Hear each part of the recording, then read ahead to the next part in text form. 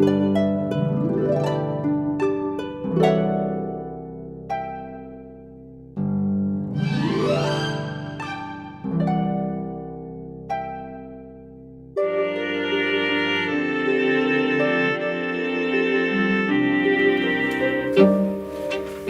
3, the grace of healing. Now, as I said in part 1, we kind of have to look at what is healing.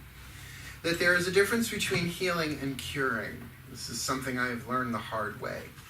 That if you only keep it in the physical, medical aspect of it, curing and healing look to be the same thing.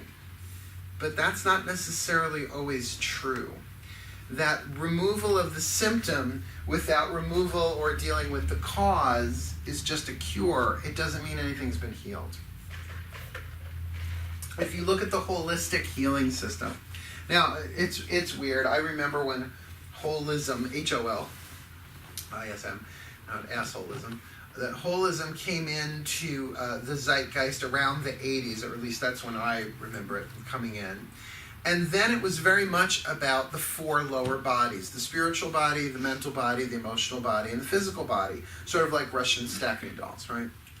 That you dealt with the whole of the person, which is why I think they should have put a W in front of it and called it waholism. It's a silent W. That the physical is the manifestation of the emotional is the manifestation of the mental is the manifestation of the spiritual, and so you dealt with the whole person.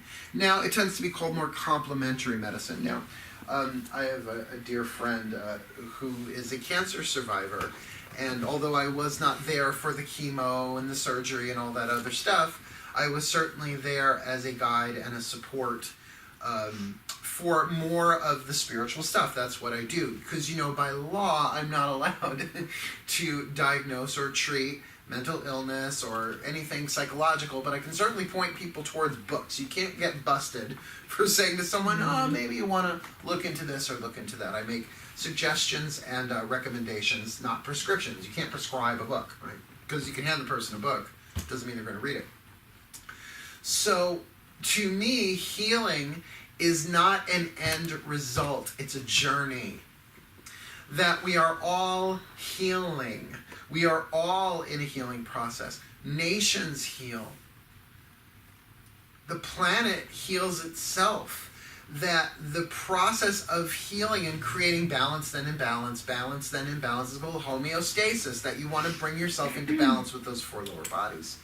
So the modalities of healing are the means to the journey. But I don't know if we're ever going to come to an end as long as we're dealing with physical bodies to a place of perfected healing. Because have you noticed, nobody lives past a certain age, right? You're going to die sooner or later. So if somebody, let's say has a terminal illness, let's not even name it, just a terminal illness, and they did all this healing work and they ended up dying anyway, does that mean they didn't heal? Because they died, let's say they had cancer. And, they forgave. And they experienced love. And they experienced divine unity. And they experienced grace but still died. Does that mean they didn't heal and that they failed? No. That the physical effect of the situation is not the cause. That the physical body is the effect. That perhaps you incarnated with the spiritual lesson. Here's a perfect example, and I use Helen Keller a lot as an example. Because Helen Keller never regained her sight, her hearing, or her ability to speak, does that mean that she didn't heal? No. No, of course not. Well, and then you can also say, does all disease and illness come from negativity? Was Helen Keller such a rotted out little bitch at 18 months old that she knocked out her senses? No, of course. So we have a lot of mythology around healing, is what I'm saying. And that allopathic medicine, which I have no problem with in general, that's allopathic is, going to doctors and medicines and, treatments and all that stuff. I think that's great. But to me, all of it tends to deal only with the effect because they don't know what the causes are. They still don't know what causes cancer. I mean, they could point at this, they could say it's radon, they could say it's the groundwater, they could say it's radioactivity. I mean, obviously, if you're juggling plutonium for a living, you're going to have some tumors pop up. I mean, plutonium will kill you instantly, by the way. But as far as the spiritual aspect of it, do you understand that someone can incarnate specifically with a contract to have an illness or a disease in order that their soul will get stronger? And just because it's not cured, it doesn't mean they didn't heal.